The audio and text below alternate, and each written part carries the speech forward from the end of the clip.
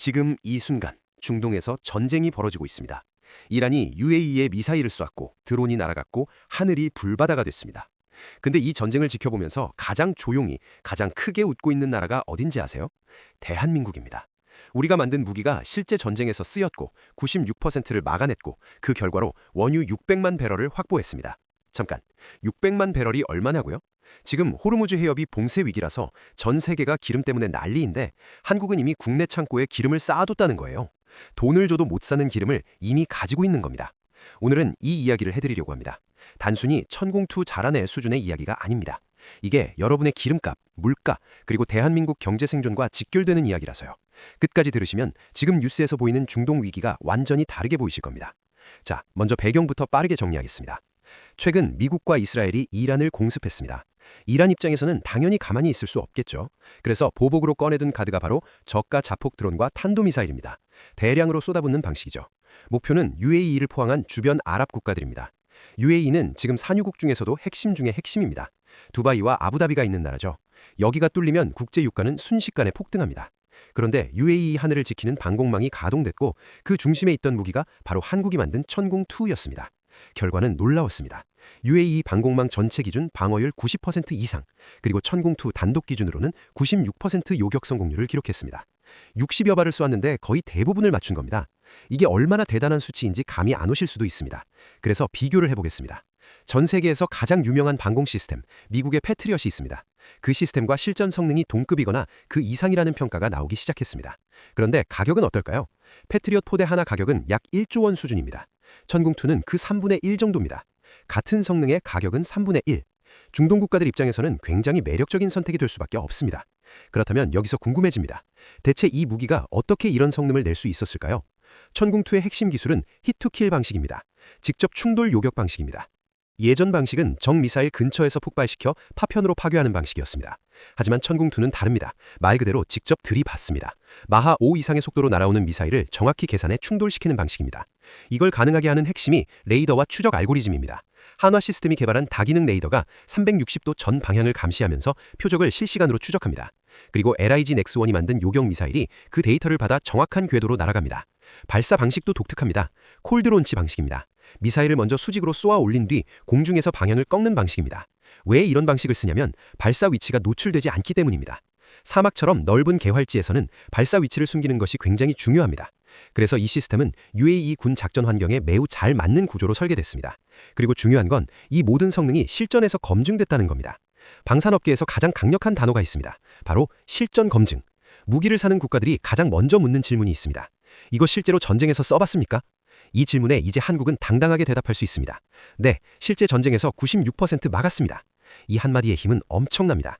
그런데 여기서 진짜 중요한 이야기가 시작됩니다. 천공2가 잘 싸웠다는 건 좋은 뉴스입니다. 하지만 왜 이게 여러분의 기름값과 연결되는 걸까요? 지금 한국의 휘발유 가격은 계속 올라가고 있습니다. 이유는 단 하나입니다. 호르무즈 해협 봉쇄 위기 때문입니다. 한국은 원유의 약 70% 이상을 중동에서 수입합니다. 천연가스 역시 상당 부분이 중동에 의존합니다. 만약 호르무즈 해협이 막히면 어떤 일이 벌어질까요? 원유가 들어오지 않습니다. 기름이 없으면 공장이 멈춥니다. 공장이 멈추면 수출이 멈춥니다. 수출이 멈추면 한국 경제는 바로 흔들립니다. 이건 과장이 아닙니다. 한국은 에너지 안보 측면에서 굉장히 취약한 구조를 가지고 있습니다. 그런데 여기서 놀라운 반전이 하나 있습니다. 한국 여수에 UAE 원유가 이미 저장되어 있다는 사실입니다. 한국과 UAE는 오래전부터 공동 비축 사업을 진행해왔습니다.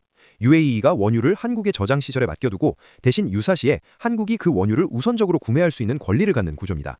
처음 시작은 2011년이었습니다. 당시 약 600만 배럴 규모였습니다. 그리고 이후 추가 협력이 이어졌습니다. 이 말은 무엇을 의미할까요? 만약 호르무즈 해협이 막혀도 이미 한국 땅 안에 있는 원유는 사용할 수 있다는 뜻입니다. 배가 막혀도 상관이 없습니다. 이미 들어와 있기 때문입니다. 말 그대로 돈을 줘도 구하기 어려운 기름을 이미 확보해둔 상태입니다.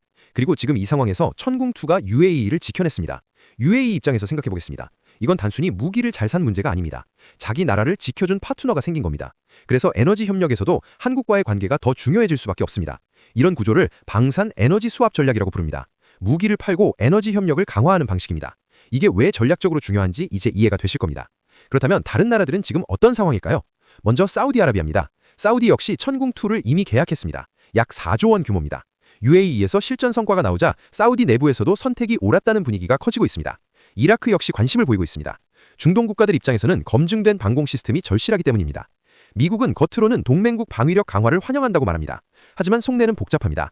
왜냐하면 중동 방산 시장에서 오랫동안 패트리어트가 절대적인 위치를 차지해왔기 때문입니다. 그런데 가격이 더 저렴한 한국 시스템이 실전 성능을 입증하기 시작했습니다. 이스라엘도 이 상황을 주의 깊게 보고 있습니다. 자국 방공 시스템과 경쟁 관계가 될 수 있기 때문입니다. 기술 분석도 진행되고 있다는 이야기가 나옵니다. 반대로 이란 입장에서는 상황이 매우 좋지 않습니다. 드론과 미사일을 대량으로 쏘는 전술이 효과를 크게 보지 못했기 때문입니다. 96% 요격이라는 수치는 공격 전략 자체를 다시 고민하게 만드는 수준입니다. 그리고 글로벌 방산 시장에서는 한 가지 평가가 나오고 있습니다.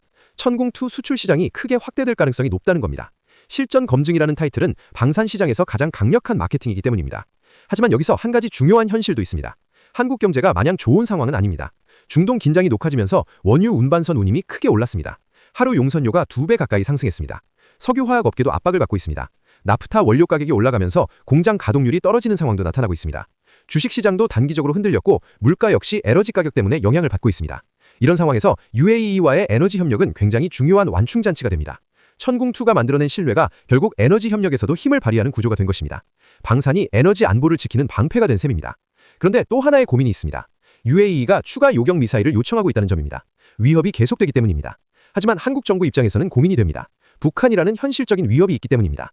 국내 배치 물량을 줄이면서까지 수출을 늘릴 것인가? 아니면 국내 방어를 우선할 것인가? 또 생산 능력 문제도 있습니다. 천궁2는 여러 방산 기업이 함께 만드는 복합 시스템입니다. 부품 공급과 생산 라인이 동시에 움직여야 합니다. 그래서 생산 속도를 단기간에 크게 늘리기가 쉽지 않습니다. 이 결정은 단순한 수출 문제가 아닙니다. 앞으로 수십 년 동안 K방산의 신뢰도와 직결되는 문제입니다.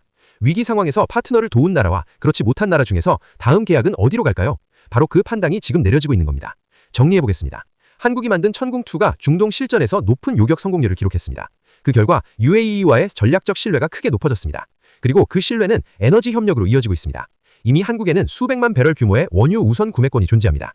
이건 단순한 무기 수출 성공 이야기가 아닙니다.